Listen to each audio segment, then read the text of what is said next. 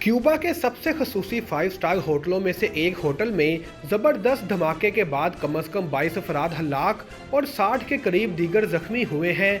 जख्मी होने वाले तमाम अफराद को करीबी अस्पताल में दाखिल करवा दिया गया, जहां इनका इलाज जारी है। ख्याल किया जाता है कि पुराने हवाना में सराटोगा होटल के बाहर खड़ा एक गैस का टैंकर सराटोगा होटल के बाहर खड़े गैस के टैंकर में आग लग गई, जिससे एक धमाका हुआ और इस धमाके के नतीजे में होटल की कई मंजिलें तबाह हो गईं। तारीखी होटल को 4 दिन पहले ही वबाई मराज के बाद दोबारा खोलने के लिए तैयार किया गया था। ये होटल अब खंडरात का मंजर पेश कर रहा है। इसकी बैरूनी दीवार का ज्यादातर हिस्सा फट चुका है। इस वक्त रेस्क्यू हुक्काम मलबे तले दबे लोगों को तलाश करने के लिए रेस्क्यू ऑपरेशन जारी रखे हुए हैं। क्यूबा के सदर ने कहा कि मरने वालों में एक हामला खातून और एक बच्चा भी शामिल है। एनी शाहिदीन ने बताया कि उन्होंने धमाके के बाद आसमान पर स्याह धुएं और धूल के बादल देखे। खबर रसाई एजेंसी के मुताबिक वज़ीर सियाहत ने मजीद कहा है कि अब तक की मालूमात के मुताबिक हमारे पास किसी गैर मुल्की के जख्मी या हलाक होने की कोई इतला मौजूद नहीं है। यूक्रेन के सदर का कहना है कि रूस के साथ किसी भी अमन मुआहिदे का इन्हिसार इस बात पर होगा कि रूसी अफवाज अपनी जारहियत से पहले की पोजीशनों पर वापस आएं। लंदन के एक थिंक टैंक से बात करते हुए यूक्रेन के सदर व्लादिमीर ज़ेलेंस्की ने कहा कि वो कम से कम था जिसे इनका मुल्क कबूल कर सकता है। उन्होंने कहा कि वो यूक्रेन के रहनुमा हैं, मिनी यूक्रेन के नहीं, लेकिन उन्होंने क्रीमिया का जिक्र नहीं किया जिसे रूस ने 2014 में इल्हाक किया था। रूस इस वक्त मारियोपोल शहर पर मुकम्मल कंट्रोल हासिल करने की जंग लड़ रहा है। जनूब मशरकी शहर के वसी अज़ोस्टल स्टील वर्क्स में अब भी यूक्रेन की फौजें कुछ शहरियों के साथ मौजूद हैं जो रूस के शदीद हमले का निशाना बनी हुई हैं। आखिरकार मारियोपोल को लेना रूस की 2 माह की जंग में सबसे बड़ी कामयाबी होगी और ये रूस के सदर व्लादिमीर पुतिन को 9 मई को जश्न मनाने के लिए कुछ देगा, जो रूस में फतह का दिन है, जिस दिन ये मुल्क दूसरी जंग अजीम में नाजियों पर सोवियत यूनियन की फतह का निशान है। पाकिस्तान पीपल्स पार्टी ने नया पावर शेयरिंग फार्मूला तैयार किया है, जिसके तहत पंजाब में 4 वजारतें और चेयरमैन सेनेट का ओहदा लिया जाएगा, जबकि गवर्नर पंजाब का ओहदा मुस्लिम लीग नून को दिया जाएगा। पीपल्स पार्टी का वफ्द आज वज़ीर आला हमजा शहबाज से मुलाकात करके अपनी तजावीज़ पेश करेगा। गुज़िश्ता रोज़ पीपल्स पार्टी के सीनियर वाइस चेयरमैन और साबिक वज़ीर आज़म सैयद यूसुफ रज़ा गिलानी के घर पार्टी के सीनियर रहनुमाओं को इशाया दिया गया। इसमें स्पीकर कौमी असम्बली गाजा परवेज़ अशरफ, मखदूम अहमद महमूद, मखदूम हसन महमूद, कमर ज़मान कायरा, हसन मुर्तज़ा शरीक हुए। इस मौका पर पावर शेयरिंग फार्मूले पर भी तबादला ख्याल किया गया।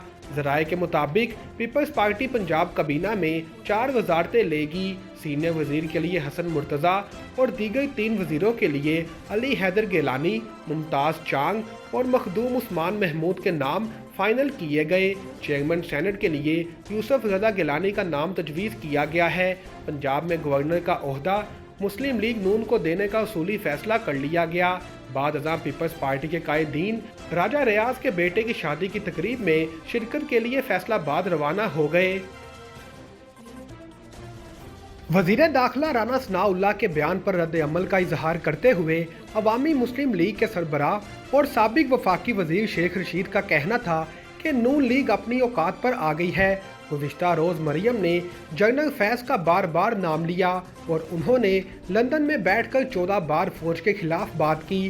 शेख रशीद का कहना था कि फर्द जुर्म का मुंतज़िर पालशिया और इसका बेटा भी पालशिया है, जबकि 18 कत्ल में मुलव्विस और जिस पर आज भी मंशियात फरोशी का केस था वज़ीर दाखिला बन गया। हमें कह रहे हैं कि घरों से निकाल कर मारेंगे, अभी वो हालात नहीं आए हैं। ये मुंह और मसूर की दाल ये धमकियां दे रहे हैं। साबिक वफाकी वजीर ने कहा कि राना सनाउल्लाह मुल्क में तशवीशनाक सूरत हाल पैदा कर रहे हैं। मुल्क तशवीशनाक सूरत हाल में जाने लगा है। मुल्क में हंगामा आराई हुई तो मामलात खराब होंगे।